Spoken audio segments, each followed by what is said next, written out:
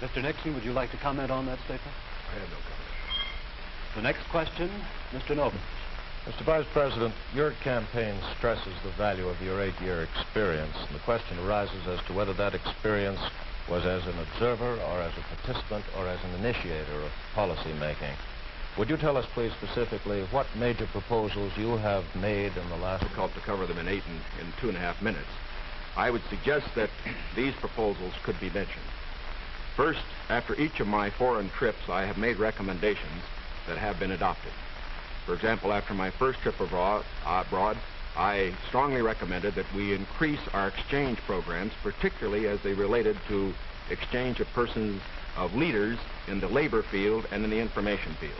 After my trip to South America, I made recommendations that a separate inter-American lending agency be set up, which the South American nations would like much better than to participate in the lending agencies which treated all the countries of the world the same. I have made other recommendations after each of the other trips. For example, after my trip abroad to Hungary, I made some recommendations with regard to the Hungarian refugee situation, which were adopted not only by the President, but some of them were enacted into law by the Congress. Within the administration, as a chairman of the President's Committee on Price Stability and Economic Growth, I have had the opportunity to make recommendations which have been adopted within the administration and which I think have been reasonably effective. I know Senator Kennedy suggested in a speech at Cleveland yesterday, the United States. Well, I would say in the latter that and that's what I found somewhat unsatisfactory about the figures, Mr. Nixon, that you used in your previous speech. When you talk about the Truman administration, Mr. Truman came to office in 1944 and at the end of the war, and for 7.5 years. And comparing him to the last 8 years, I prefer to take the overall percentage record of the last 20 years of the Democrats and the 8 years of the Republicans to show an overall period of growth. In regard to price stability, I'm not aware that that committee did produce recommendations that ever were certainly before the Congress from the point of view of legislation in regard to controlling prices.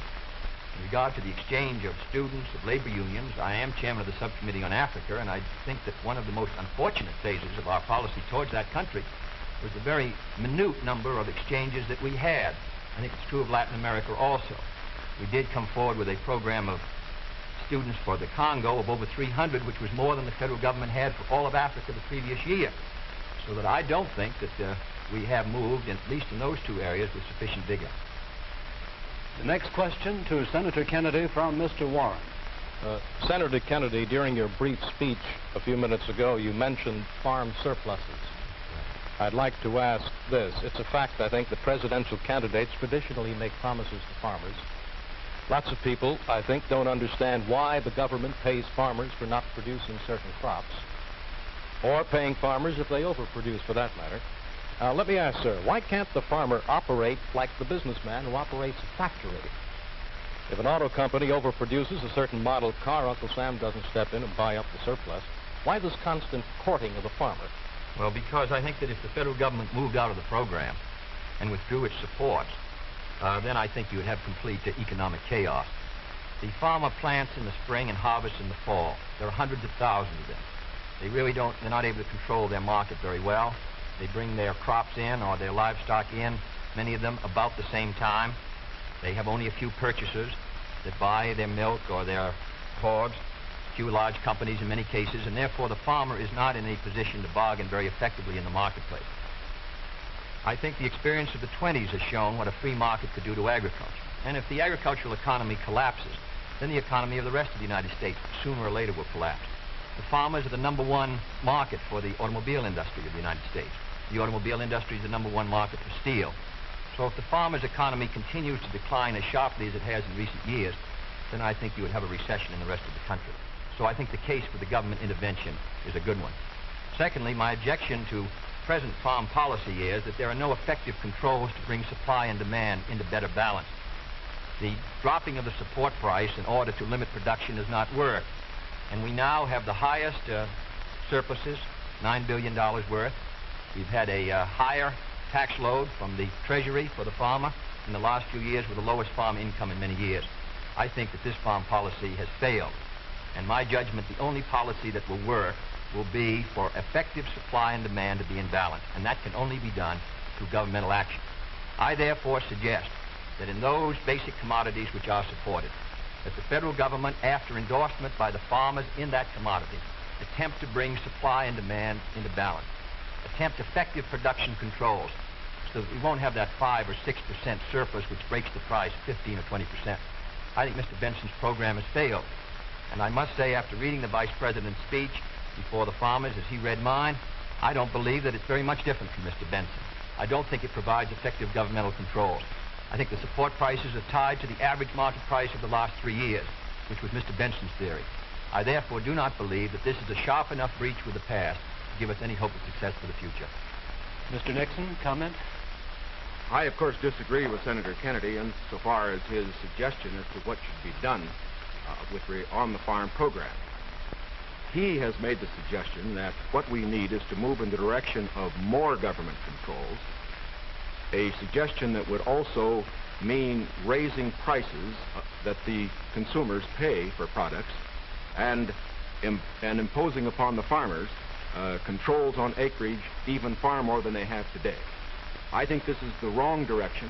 I don't think this has worked in the past. I do not think it will work in the future. The program that I have advocated is one which departs from the present program that we have in this respect. It recognizes that the government has a responsibility to get the farmer out of the trouble he presently is in because the government got him into it. And that's the fundamental reason why we can't let the farmer go by himself at the present time.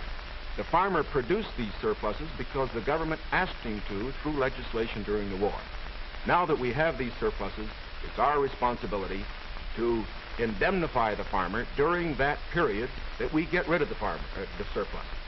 Until we get the surpluses off the farmer's back, however, we should have a program, such as I announced, which will see that farm income holds up. But I would propose holding that income up, not through a type of program that Senator Kennedy has suggested that would raise prices, but one that would indemnify the farmer, pay the farmer in kind from the products which are in surplus. The next question to Vice President Nixon from Mr. Van Oker. Mr. Vice President, since the question of executive leadership is a very important campaign issue, I'd like to follow Mr. Noven's question. Now, Republican campaign slogans, you see them on signs around the country, as you did last week, say, it's experience that counts. That's over a picture of yourself, sir, implying that you've had more governmental executive decision-making experience than your opponent. Now, in his news conference on August 24th, President Eisenhower was asked to give one example of a major idea of yours that he adopted. His reply was, and I'm quoting, "If you give me a week, I might think of one. I don't remember." Now, that was a month ago, sir, and the President hasn't brought it up since. And I'm wondering, sir, if you can clarify which version is correct, the one put out by Republican campaign leaders or the one put out by President Eisenhower? Well, I would suggest, Mr. Van Oker, that if you know the President, that was probably a facetious remark. I would also suggest that insofar as his statement is concerned, that I think it would be improper for the President of the United States to disclose the instances in which members of his official family had made recommendations, as I have made them through the years, to him which he has accepted or rejected. The President has always maintained, and very properly so, that he is entitled to get what advice he wants from his cabinet and from his other advisors without disclosing that to anybody, including, as a matter of fact, to Congress. Now, I can only say this. Through the years, I have sat in the National Security Council. I have been in the cabinet. I have met with the legislative leaders. I have met with the President when he made the great decisions with regard to Lebanon, Kimoy Matsu, other matters. The President has asked for my advice. I have given it. Sometimes my advice has been taken. Sometimes it is not. I do not say that I have made the decision. And I would say that no president should ever allow anybody else to make the major decisions. The President only makes the decisions.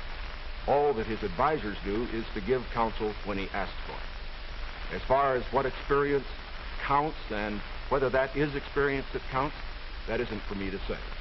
I can only say that my experience is there for the people to consider. Senator Kennedy's is there for the people to consider. As he pointed out, we came to the Congress in the same year, now have the opportunity to evaluate his as against mine, and I think both he and I are going to abide by whatever the people decide. Senator Kennedy? Well, I'll just say that question is of experience, and the question also is what our judgment is of the future, and what our goals are for the United States, and what ability we have to implement those goals. Abraham Lincoln came to the presidency in 1860 after a rather little-known session in the House of Representatives, and after being defeated for the Senate in 58 and was a distinguished president. There is no certain road to the presidency. There are no guarantees that if you take one road or another that you will be a successful president. I have been in the Congress for 14 years. I have voted in the last 8 years, and the Vice President was presiding over the Senate, which candidate and which party to meet the problems that the United States is going to face in the 60s. The next question to Senator Kennedy from Mr. Novus. Senator Kennedy, in connection with these problems of the future that you speak of and the program that you enunciated earlier in your direct talk, you call for expanding some of the welfare programs for schools, for teacher salaries, medical care, and so forth, but you also called for reducing the federal debt. And I'm wondering how you, if you're president in January, would go about paying the bill for all this. Does this mean that I did not advocate reducing the federal debt because I don't believe that you're going to be able to reduce the federal debt very much in 1961, 2, or 3. I think you have heavy obligations which affect our security, which we're going to have to meet. And therefore, I've never suggested we should be able to retire the debt substantially or even at all in 1961 or 2. Senator, I believe in one of your speeches you suggested that reducing the interest rate would help toward... No, not reducing. However, the kind of programs that I talk about, in my judgment, are fiscally sound. Medical care for the aged, I would put under Social Security. The Vice President and I disagree on this. The program, the Javits-Nixon or the Nixon-Javits program, would have cost, if fully used, $600 million by the government per year and $600 million by the state. The program which I advocated, which failed by 5 votes in the United States Senate, would have put medical care for the aged in Social Security and would have been paid for through the Social Security system and the Social Security tax. Secondly, I support federal aid to education and federal aid for teachers' salaries. I think that's a good investment. I think we're going to have to do it. And I think to heap the burden further on the property tax, which is already strained in many of our communities, will ensure, in my opinion, that many of our children will not be adequately educated and many of our teachers not adequately compensated. There is no greater return to an economy or to a society than an educational system second to none.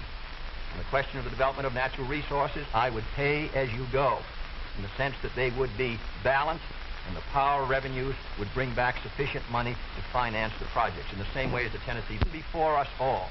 It faces all Republicans and all Democrats is, can freedom in the next generation conquer, or are the communists going to be successful? That's the great issue. And if we meet our responsibilities, I think freedom will conquer. If we fail to move ahead, if we fail to develop sufficient military and economic and social strength here in this country, then I think that the tide could begin to run against us. And I don't want historians 10 years from now to say, these were the years when the tide ran out for the United States. I want them to say, these were the years when the tide came in. These were the years when the United States started to move again. That's the question before the American people, and only you can decide what you want this country to be, what you want to do with the future. I think we're ready to move, and it is to that great task, if we're successful, that we will address ourselves. Thank you very much, gentlemen. This hour has gone by all too quickly. Thank you very much for permitting us to present the next President of the United States on this unique program. I've been asked by the candidates to thank the American networks and the affiliated stations for providing time and facilities for this joint appearance. Other debates in this series will be announced later and will be on different subjects. This is Howard K. Smith. Good night from Chicago.